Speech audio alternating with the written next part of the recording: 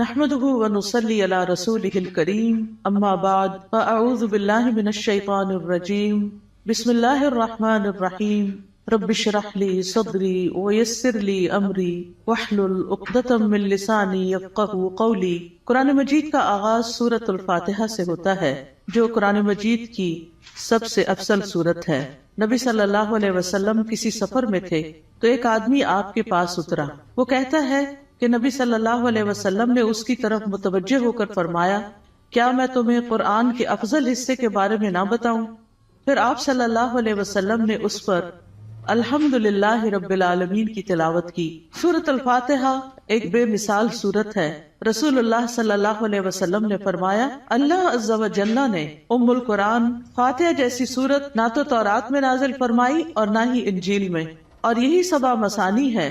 اور اللہ تعالیٰ فرماتے ہیں کہ یہی سورت میرے اور میرے بندے کے درمیان تقسیم شدہ ہے، اور میرے بندے کو وہی ملے گا جو وہ مانگے گا۔ اعوذ باللہ من الشیطان الرجیم، بسم اللہ الرحمن الرحیم۔ اللہ کے نام سے ابتدا جو بہت مہربان نہایت رحم فرمانے والا ہے۔ قرآن مجید کی جب ابتدا کی جاتی ہے، آغاز کیا جاتا ہے، تو سب سے پہلے تعوذ پڑھا جاتا ہے کہ میں اپنے آپ کو اللہ کی پناہ میں دیتی ہوں شیطان مردود سے بچنے کے لیے۔ شیطان مردود کبھی بھی نہیں چاہتا کہ انسان سیدھے راستے کی طرف چلے، اور قرآن کا راستہ ہی سیدھا راستہ ہے۔ نبی صلی اللہ علیہ وسلم کا دیا ہوا راستہ ہی دراصل سیدھا راستہ ہے، لیکن شیطان کبھی بھی یہ نہیں چاہتا کہ ہم اس قرآن سے ہدایت پائیں۔ اسی طرح جب ہم اعوذ باللہ پڑھتے ہیں تو اس کا ایک صیغہ اعوذ بکلمات اللہ بھی ہے، یعنی ایک تو ہے اعوذ باللہ اور ایک ہے اعوذ بکلمات اللہ، کہ میں اللہ تعالیٰ کے سارے کلمات کے ساتھ اللہ کی پناہ میں اپنے آپ کو دیتی ہوں۔ کیونکہ آپ دیکھیے کہ اللہ سبحانہ وتعالیٰ کی جو مختلف مخلوقات ہیں ان میں سے یعنی شیاطین تو بری مخلوق ہیں، لیکن اس کے ساتھ ساتھ فرشتے جو ہیں وہ اچھی مخلوق ہیں۔ تو انسان کو ایک طرف جہاں شیطان بہکاتا ہے تو وہاں دوسری طرف فرشتہ اس کے دل میں اچھا خیال بھی ڈالتا ہے، اور فرشتے جو ہیں وہ ہمارا دفاع بھی کرتے ہیں۔ تو اس لیے اللہ سبحانہ وتعالیٰ کی مدد کے ساتھ قرآن کا آغاز کرنا چاہیے۔ بسم اللہ الرحمن الرحیم سے اللہ کا نام لے کر جو کہ بہت مہربان نہایت رحم فرمانے والا ہے۔ الحمدللہ رب العالمین الرحمن الرحیم مالک یوم الدین ایاک نعبد و ایاک نستعین۔ سب تعریف اللہ تعالیٰ کے لیے ہے جو تمام جہانوں کا رب ہے، نہایت مہربان ہے، بار بار رحم فرمانے والا ہے، بدلے کے دن کا مالک ہے۔ ہم صرف تیری ہی عبادت کرتے ہیں اور صرف تجھ ہی سے مدد چاہتے ہیں۔ سورۃ الفاتحہ کی اہمیت کی ایک وجہ یہ بھی ہے کہ یہ سب سے زیادہ نفع مند دعا پر مشتمل ہے۔ ابن تیمیہ کہتے ہیں کہ جب میں نے غور کیا کہ سب سے نفع مند دعا کون سی ہے تو بس وہ اللہ کی رضا کے کاموں پر مدد مانگنے کی دعا ہے کہ اللہ اپنی پسند کے کاموں پر ہماری مدد فرما۔ پھر میں نے سورۃ فاتحہ کی اس آیت ایاک نعبد و ایاک نستعین میں اس دعا کو پا لیا، اور اس میں دراصل انسان اللہ کی عبادت کی بات کرتا ہے کہ اللہ میں تیرا بندہ ہوں، تیری عبادت کرتا ہوں، تیری عبادت کرنا چاہ رہا ہوں۔ اور جیسا کہ آئندہ رمضان آ رہا ہے تو اس میں ہم عام دنوں سے زیادہ انشاءاللہ اللہ تعالیٰ کی عبادت کریں گے۔ تو یہ عبادت جو ہے یہ اللہ سبحانہ تعالیٰ کی محبت کا نام ہے، یعنی عبادت کے 3 ارکان ہوتے ہیں، جن میں سب سے پہلا رکن جو ہے کمال درجے کی محبت ہونا۔ والذین آمنوا اشد حبا للہ، وہ لوگ جو ایمان لائے اللہ کی محبت میں سب سے زیادہ شدید ہوتے ہیں۔ دوسری بات یہ ہے کہ کامل درجے کی امید ہونا، وَيَرْجُونَ رَحْمَتَهُ، کہ وہ اس کی رحمت کی امید رکھتے ہیں۔ اور تیسرے اللہ تعالیٰ کا کامل خوف ہونا، یعنی یہ 3 چیزیں انسان کے اندر ہوں تو انسان عبادت گزار ہوتا ہے۔ اللہ کی محبت، اللہ کا خوف اور اللہ سے امید بھی۔ اور اللہ تعالیٰ کے علاوہ کسی اور کی عبادت کرنا جائز نہیں، اور عبادت اللہ کا حق ہے۔ اور ایاک نستعین کا مطلب ہے کہ ہم تجھ سے مدد چاہتے ہیں۔ تو جب نبی صلی اللہ علیہ وسلم نے فرمایا کہ جب تم مانگو تو اللہ سے مانگو، اور جب تم مدد چاہو تو اللہ سے مدد چاہو، کیونکہ دراصل اللہ ہی ہر چیز پر قادر ہے اور وہی انسان کو مدد دے سکتا ہے۔ جہاں تک اللہ عز و جل کی مخلوق کے علاوہ صرف اللہ سے مدد طلب کرنا ہے تو یہ اس لیے کیونکہ بندہ اکیلا اپنے فائدوں کے حصول اور اپنے نقصانوں کو ہٹانے سے عاجز ہے. یعنی اگر میں چاہوں کہ میں اکیلی ہی اپنے فائدے حاصل کر لوں یا جو بھی کوئی نقصان دہ چیز ہے یا تکلیف دہ چیز ہے اس سے چھٹکارا پا لوں تو یہ میرے بس کی بات نہیں ہے. کیونکہ انسان کی دین کی مصلحتیں ہوں یا دنیا کی فائدے کی چیزیں ہوں، اللہ کے سوا اس کی مدد کوئی بھی نہیں کر سکتا، اور جس کی مدد اللہ کرے اسی کو مدد حاصل ہوتی ہے، اور جس کو اللہ چھوڑ دے اس کی پھر کوئی مدد کرنے والا نہیں ہوتا، وہ بے یار و مددگار ہو جاتا ہے. اسی لیے ہم کہتے ہیں لا حول ولا قوت الا باللہ، کہ کوئی توفیق نہیں مل سکتی، کوئی قوت نہیں ہوتی مگر اللہ کے ساتھ. یعنی ہمارا حال بدل نہیں سکتا، یعنی حال سے بھی ہے، یعنی لا حول، حال کی کوئی تبدیلی نہیں ہو سکتی، ایک حال سے دوسرے حال میں ہم نہیں جا سکتے، اور ہمارے اندر کوئی قوت بھی نہیں ہے مگر یہ کہ اللہ ہی کی دی ہوئی قوت اور اللہ ہی کی دی ہوئی طاقت سے انسان کے حالات تبدیل ہو سکتے ہیں. یعنی ہماری زندگیوں میں کئی مسائل ہوتے ہیں، کبھی بچوں کے مسائل، کبھی رشتہ داروں کے مسائل، کبھی اور مالی مسائل، یعنی کئی طرح کی چیزیں انسان کو پریشان کرتی رہتی ہیں. لیکن انسان کی اس ساری حالت کو کوشش کے باوجود بھی بعض اوقات خود سے انسان یا دوسرے لوگ، ہمارے ماں باپ، ہمارے شوہر، ہمارے بچے مل کے اس کو تبدیل نہیں کر سکتے.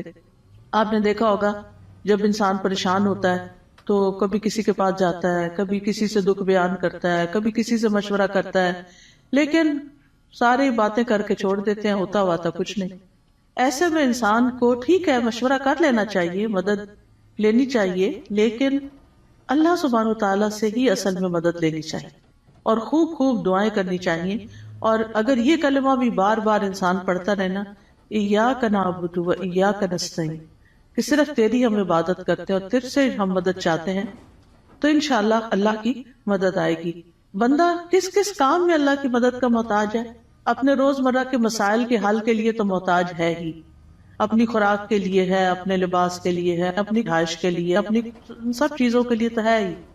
لیکن خاص طور پر اللہ کی عبادت کے لیے ہم سب سے زیادہ اس کے محتاج ہیں کہ ہم اس سے مدد مانگے. تو انسان اللہ تعالیٰ کے احکام بجا کے نہیں لا سکتا جب تک انسان کو اللہ کی مدد حاصل نہ ہو. برائی چھوڑنا چاہتے ہیں، اپنی کوئی بری عادت چھوڑنا چاہتے ہیں، تو ہم اس کو چھوڑ نہیں سکتے جب تک اللہ کی مدد ہمیں حاصل نہ ہو. اسی طرح دنیا میں ہماری جو تقدیر ہے، اس تقدیر میں جو غم لکھے ہیں، ان غموں سے چھٹکارا نہیں پا سکتے جب تک کہ اللہ کی مدد حاصل نہ ہو.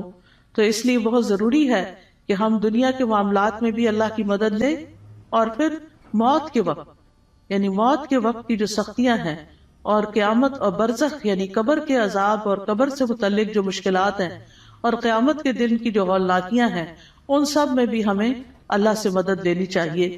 ان سب کاموں میں اللہ عز و جل کے سوا کوئی بھی مدد کرنے کی طاقت نہیں رکھتا. تو جو شخص اللہ کی مدد طلب کرنے کا حق ادا کرتا ہے تو اللہ تعالیٰ ان کاموں میں اس کی مدد بھی کرتا ہے.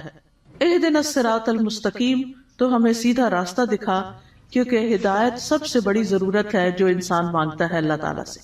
یعنی مانگنے کی چیزیں تو بہت ہے، لیکن سب سے اہم ترین چیز جو ہے وہ ہدایت ہے، کہ اللہ تعالیٰ ہمیں ہدایت عطا فرمائے.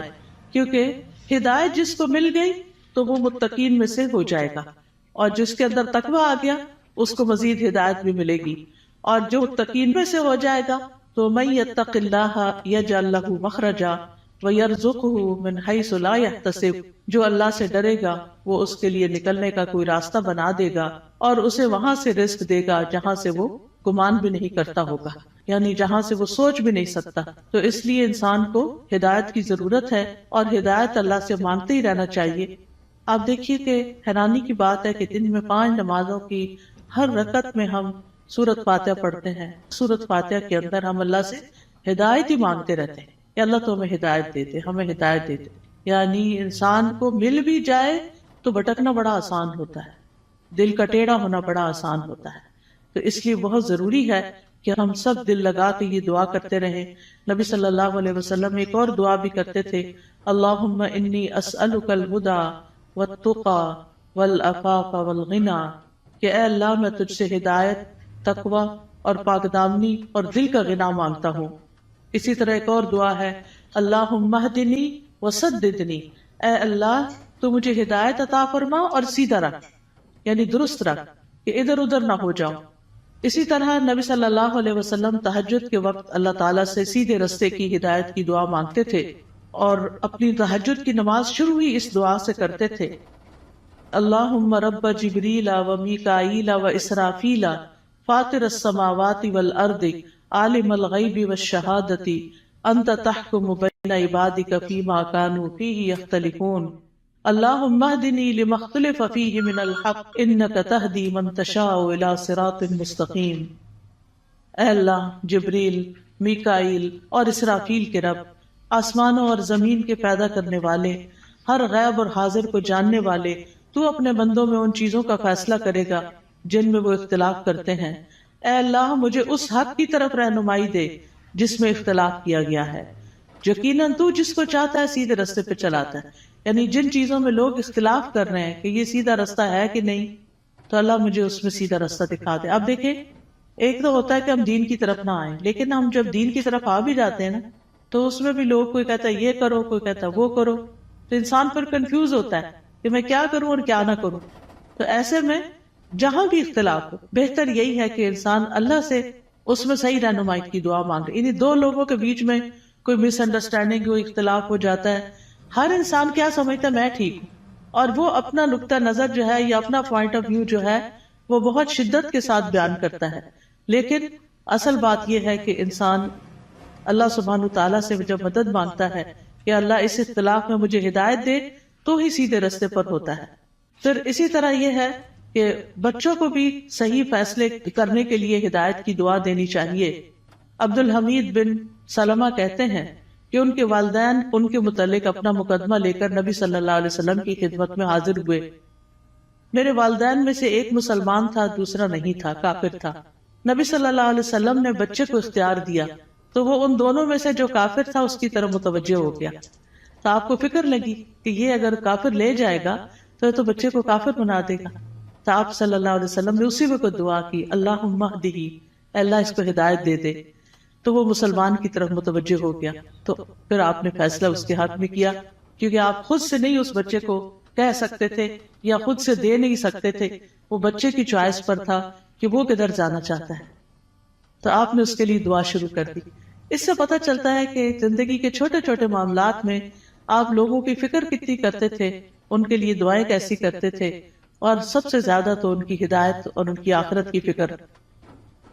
پھر اسی طرح یہ ہے صراط الذین انعمت علیہم، راستہ ان لوگوں کا جن پر تو نے انعام کیا۔ یعنی ہم سیدھا راستہ تو مانگتے ہیں، لیکن ہمیں یہ نہیں پتا کہ وہ کیسے پتا چلے گا، کون سا ہمارے لیے نمونہ ہے، کن لوگوں کو ہم فالو کریں۔ کیونکہ پڑھی ہوئی چیزیں، سنی ہوئی چیزیں انسان جب کرنے لگتا ہے تو طریقہ فرق ہو جاتا ہے، لیکن جب کسی کو کرتے ہوئے دیکھتا تو آسانی ہو جاتی۔ اس کی مثال ایسے ہی ہے کہ جیسے آپ اگر کسی سے ریسیپی پوچھتے ہیں کہ میں یہ فلاں چیز کیسے بناؤں، تو آپ نے دیکھا ہوگا جیسے آلو گوشت ہے مثال کے طور، تو ہر گھر کے بنانے کا طریقہ فرق، اور ہر ایک ٹائم بھی فرق لیتا ہے۔ کوئی جلدی سے بنا کے رکھ دیتا ہے، کوئی آہستہ آہستہ بناتا ہے، کوئی ایک طریقے سے، کوئی دوسرے طریقے سے۔ تو اب اگر آپ صرف ریسیپی پوچھیں گے تو ہو سکتا ہے کوئی چیز مس ہی کر دے اس میں سے۔ تو جب آپ کسی کو بناتے ہوئے دیکھیں گے، صرف ایک دفعہ دیکھنے کی ضرورت ہے، تو آپ کو بہت آسان ہو جائے گا وہ کام کرنا۔ کوئی بھی چیز ہو جب آپ کسی کو کرتے ہوئے دیکھتے ہیں تو وہ آسان ہو جاتی۔ زبانی ایکسپلین کر کر کے انسان کہیں نہ کہیں غلطی کر جاتا ہے، کچھ نہ کچھ مس کر جاتا ہے۔ اور آج صراط المستقیم پہ بات ہونی تھی، تو اللہ نے ہمیں وہ گما کے آئے ہیں تو پتہ چلے کہ اگر ایک ٹرن بھی زندگی میں الٹا لیتے ہیں، کہیں غلط فیصلہ کرتے ہیں، تو کہیں سے کہیں پہنچ جاتے ہیں، بالکل ہی یعنی قریب آنے کی بجائے اور دور نکل جاتے ہیں، صرف ایک ٹرن اگر غلط لے لیں آپ۔ تو اسی طرح زندگی میں ہم صحیح جا رہے ہوتے ہیں، کہیں کوئی بیچ میں آ کے ہمیں کوئی غلط بات بتا دیتا ہے، ہم اس کے پیچھے لگ جاتے ہیں، اصل رستے کو چھوڑ کے چل بھائی وہ کہیں سے کہیں پہنچ گئے، تو وہ اللہ سے تو دور کر دیتا ہے نا انسان کو۔ تو اس لیے ہمیں یہ کہا گیا ہے کہ ان لوگوں کا راستہ مانگو جو ہدایت پر تھے، اور وہ کون تھے؟ انبیاء تھے، صدیقین تھے، شہداء تھے، صالحین تھے، نیک لوگ تھے، صحابہ کرام تھے، تابعین تھے، تبع تابعین تھے، جن کو آپ صلی اللہ علیہ وسلم نے خیر القرون میں سے قرار دیا. تو کتنا ضروری ہے کہ ہم ان لوگوں کی زندگیوں کے بارے میں پڑھیں، وہ کیا کرتے تھے. ہم آج کے لوگوں کو رول ماڈل بنا لیتے ہیں، وہ بیچارے تو خود بعض اوقات نہیں سمجھتے کہ انہیں کیا کرنا چاہیے. تو اصل رول ماڈل جو ہیں ہمارے وہ صحابہ کرام ہیں، صحابیات ہیں، کہ انہوں نے نمازیں کیسے پڑھی، ان کے روزے تہجد کیسے تھے، ان کا صدقہ خیرات کیسا تھا، ان کے لوگوں سے معاملات کیسے تھے، ان کی خوشی اور ناراضگی کیسی تھی. تو اگر ہم ان چیزوں کے بارے میں پڑھتے رہیں گے، جانتے رہیں گے، تو آپ دیکھیں گے کہ بہت سی چیزیں درست ہو جائیں گی. یعنی اپنی غلطیاں بھی نظر آئیں گی اور جو اچھے کام ہیں وہ بھی. اور ان کی زندگی کے واقعات اور حالات بہت موٹیویشنل بھی ہوتے ہیں. یعنی اگر آپ صحابہ کی کہانیاں پڑھیں تو انسان روئے بغیر رہ نہیں سکتا. مجھے یاد ہے جب میں نے ہائی اسکول ختم ہی کیا تھا تو چھٹیاں تھی کافی ساری، تو اس میں نے بکس پڑھنی شروع کر دی. اور سب سے زیادہ مجھے جن بکس نے انسپائر کیا وہ اسی طرح کی لائف سٹوریز تھیں. یعنی جو بڑے لوگوں کی کہانیاں اور نیک لوگوں کی کہانیاں. اس میں ہم کہتے ہیں اچھا یہ لوگ اس طرح کر سکتے ہیں تو ہم نہیں کر سکتے، یہ بھی تو اسی دنیا میں رہتے ہیں. تو اس سے پھر انسان کو انسپریشن بہت ملتی ہے. تو یہاں بھی اللہ تعالیٰ نے جو سیدھا رستہ بتایا ہے وہ ان لوگوں کا رستہ اختیار کرنے کے لیے کہا ہے کہ جن پر اللہ نے انعام کیا، ان کا نہیں جن پر اللہ تعالیٰ غضبناک ہوا، اور نہ ان کا جو بھٹکے ہوئے ہیں. پھر ہے سورۃ البقرہ. سورۃ البقرہ جو ہے وہ قرآن کی کوہان ہے. نبی صلی اللہ علیہ وسلم نے فرمایا ہر چیز کی ایک کوہان ہوتی ہے، یعنی اونچا حصہ ہم، اور قرآن کی کوہان سورۃ البقرہ ہے. اور جب شیطان سورۃ البقرہ کی تلاوت سنتا ہے تو وہ اس گھر سے نکل جاتا ہے جس میں سورۃ البقرہ کی تلاوت کی جا رہی ہو. اس کو پڑھنا باعث برکت ہے اور اس کو چھوڑنا باعث حسرت ہے. رسول اللہ صلی اللہ علیہ وسلم نے فرمایا سورۃ البقرہ پڑھا کرو، کیونکہ اس کا پڑھنا باعث برکت ہے، چھوڑنا باعث حسرت ہے، اور اس کے پڑھنے والے پر جادوگر قدرت نہیں پا سکتے. یعنی ایسے لوگ جادو سے محفوظ رہتے ہیں جو سورۃ البقرہ پڑھتے رہتے ہیں. اب اس کا طریقہ کیا ہے؟ کیونکہ لوگ پوچھتے ہیں کہ اچھا پھر کیسے پڑھیں. ایک تو یہ ہے کہ ایک ہی دن میں ساری پڑھ لیں، اور کیسے بہت سارے لوگ ہوتے ہیں جو روز سورۃ البقرہ پڑھ لیں. اور ایک یہ ہے کہ ایک ایک سپارہ کر کے آپ روز پڑھ لیں.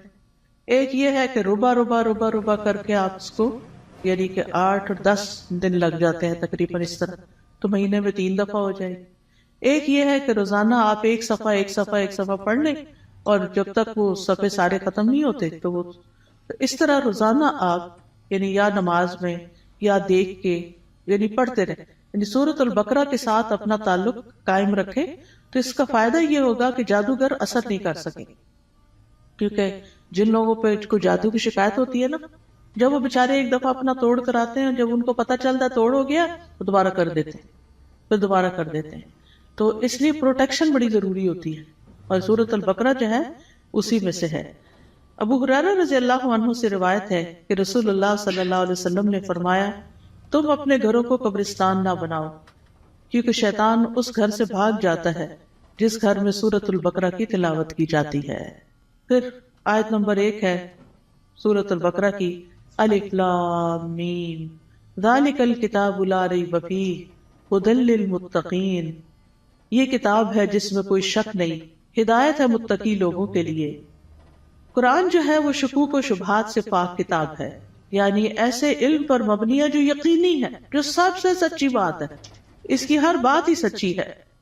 کون ہے متقین؟ الذین یؤمنون بالغیب ویقیمون الصلاۃ ومما رزقناہم ینفقون. جو غیب پر ایمان لاتے ہیں، نماز قائم کرتے ہیں، اور جو رزق ہم نے ان کو دیا ہے اس میں سے وہ خرچ کرتے ہیں. تو ایمان بالغیب جو ہے یہ دل سے تعلق رکھتا ہے. نماز قائم کرنا جسم کا حصہ ہے، اور مما رزقناہم ینفقون مال کا حصہ ہے، یعنی حقوق العباد کی ادائیگی. انسان اندر سے بھی اچھا ہو، انسان باہر سے بھی اللہ کی عبادت کرے، اور انسان اللہ کے بندوں اور اللہ کی مخلوق کے ساتھ بھی اچھا سلوک کرے. پھر فرمایا والذین یؤمنون بما انزل الیک وما انزل من قبلک وبالآخرۃ ھم یوقنون.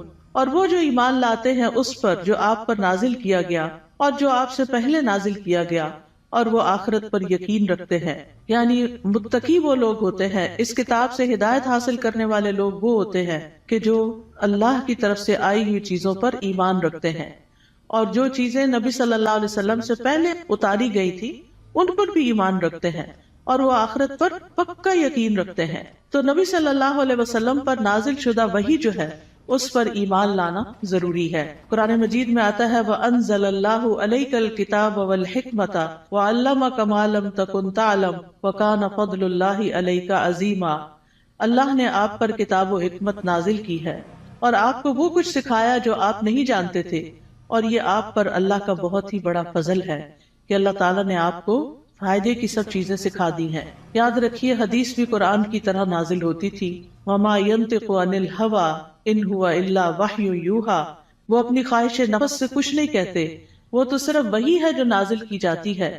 حسان بن عطیہ کہتے ہیں کہ جبریل علیہ السلام نبی صلی اللہ علیہ وسلم کے پاس سنت لے کر اترتے تھے.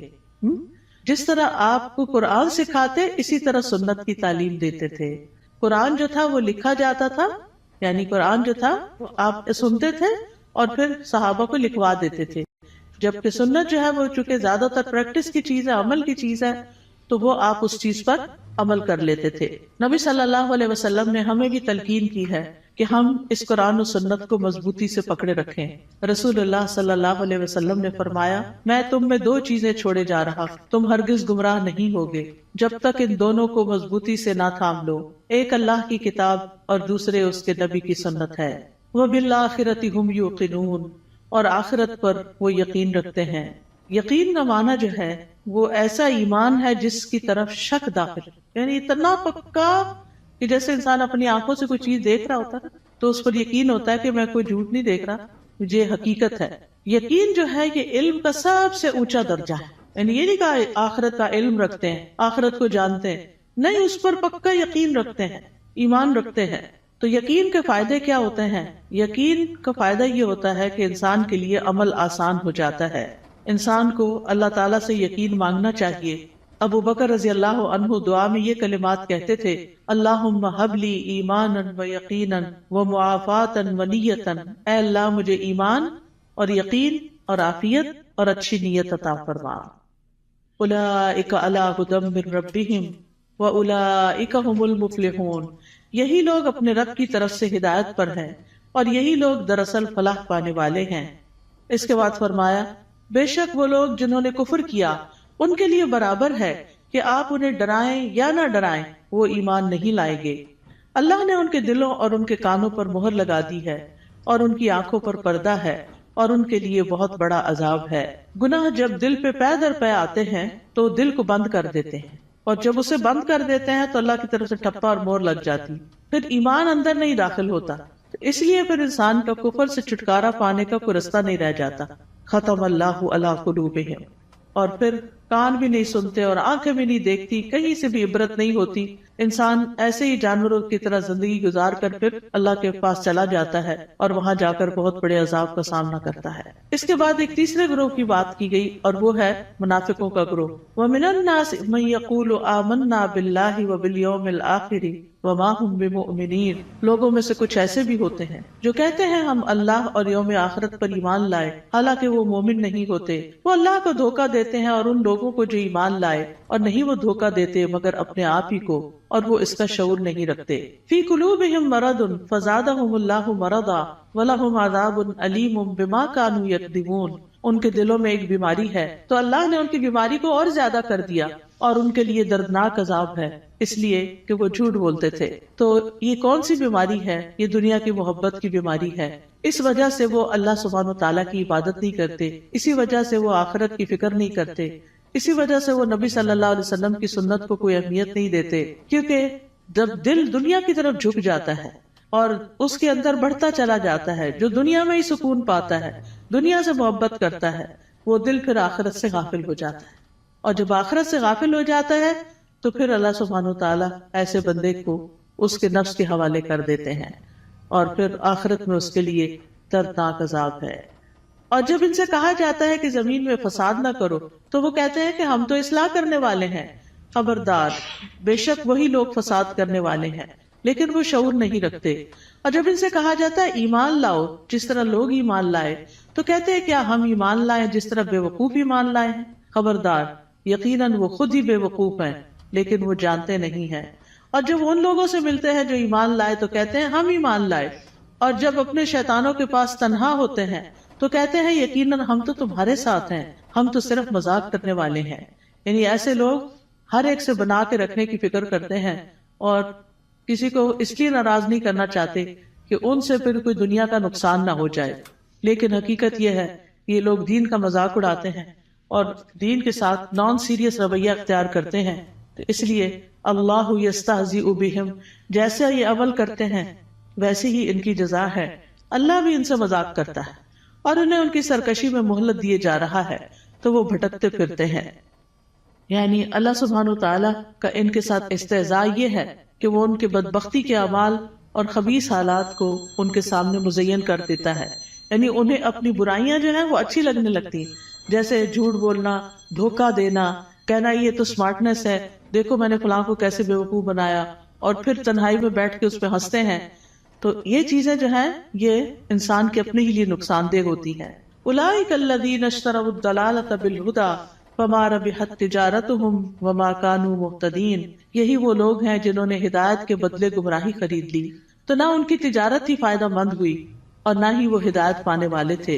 ان کی مثال اس شخص کی طرح ہے جس نے آگ جلائی، تو جب آگ نے اس ماحول کو روشن کر دیا اللہ ان کا نور لے گیا اور انہیں اندھیروں میں چھوڑ دیا، وہ دیکھ نہیں پاتے. یعنی ان کے دل کا نور ختم ہو گیا ان کے اپنے اعمال کی وجہ سے. یعنی یہ ان لوگوں کے بارے میں بات کی گئی ہے کہ جو دعویٰ تو کرتے ہیں کہ ہم ایمان لائے اور اس سے دنیا میں کچھ نہ کچھ فائدہ اٹھاتے ہیں کہ وہ مسلمان ظاہر ہوتے ہیں تو مسلمانوں کو جو بینیفٹس ہوتے ہیں یہ ان کے شٹر میں آ جاتے ہیں. لیکن یہ ہے کہ دنیا میں تھوڑی سی روشنی ان کو مل گئی مگر آخرت میں تو سخت اندھیرا چھا جائے گا اور ان کو سخت عذاب پہنچے گا. پھر اسی طرح یہ ہے کہ دنیا میں کفر جو ہے وہ روشنی چھپا دیتا ہے اور ان کے پردے چاک ہو جاتے ہیں، جو ان کی منافقت ظاہر ہو جاتی ہے تو وہ اس سے اندھیرے ان کے کھل کے سامنے آ جاتے ہیں کہ ان کے دلوں کے اندر کیا ہے. پھر اسی طرح ان کے بارے میں فرمایا سم بکم عمی فہم لا یرجعون، بہرے ہیں، گنگے ہیں، اندھے ہیں، پس وہ نہیں لوٹتے، یعنی ہدایت کی طرف واپس نہیں آتے. یا ان کی مثال آسمان سے اترنے والی زوردار بارش کی طرح ہے جس میں اندھیرے ہیں اور گرج ہے اور چمک ہے. وہ کڑکنے والی بجلیوں اور موت کے ڈر سے اپنی انگلیاں اپنے کانوں میں ڈال لیتے ہیں اور اللہ کافروں کو گھیرنے والا ہے. قریب ہے کہ بجلی ان کی آنکھوں کی روشنی لے جائے، جب بھی وہ ان کے لیے روشنی کرتی ہے تو وہ اس میں چل پڑتے ہیں، اور جب ان پر اندھیرا چھا جاتا ہے تو وہ کھڑے رہ جاتے ہیں. اور اگر اللہ چاہتا تو ان کی سماعت اور ان کی بصارت کو لے جاتا، بے شک اللہ خوب قدرت رکھنے والا ہے. اور یہ ایک حقیقت ہے کہ اللہ سبحانہ تعالیٰ ہر چیز پر پورا قادر ہے اور ان منافقین پر بھی پوری طرح قادر ہے، اور اللہ تعالیٰ اسباب کے بغیر بھی ان کی سماعت اور بصارت کو ختم کر سکتا ہے. ہم سب کو اپنے لیے دعا کرنی چاہیے کہ اللہ تعالیٰ ہماری آنکھوں، ہمارے کانوں، ہمارے دل کو سلامت رکھ کہ ہم اس سے ہدایت پاتے رہیں. سنن ترمذی میں ایک دعا آئی ہے بڑی خوبصورت، وَمَتِّعْنَا بِأَسْمَاعِنَا وَأَبْصَارِنَا وَقُوَّاتِنَا أَبَدًا مَا أَحْيَيْتَنَا وَاجْعَلْهُ الْوَارِثَ مِنَّا، کہ اللہ ہمیں ہماری سماعت، ہماری بصارت، ہماری قوت سے فائدہ پہنچا اور اسے ہمارا وارث بنا دے. پھر اس کے بعد اگلا رکوع شروع ہوتا ہے، یا ایھا الناس اعبدوا ربکم الذی خلقکم والذین من قبلکم لعلکم تتقون. اے لوگوں اپنے رب کی عبادت کرو، الذی خلقکم جس نے تمہیں پیدا کیا، اور ان لوگوں کو بھی جو تم سے پہلے تھے، تاکہ تم بچ جاؤ، یعنی برے عذاب سے بچ جاؤ. تو عبادت کی بات پہلے بھی ہو چکی کہ ہمیں اللہ نے اپنی عبادت کے لیے پیدا کیا ہے، اور عبادت میں انسان کو اللہ تعالیٰ سے شدید محبت بھی کرنی ہوتی ہے اور اس سے ڈرنا بھی ہوتا ہے اور اس سے امید بھی رکھنی ہوتی ہے. پھر فرمایا الذی جعل لکم الارض فراشا والسماء بناء وانزل من السماء ماء فاخرج به من الثمرات رزقا لکم فلا تجعلوا للہ اندادا وانتم تعلمون.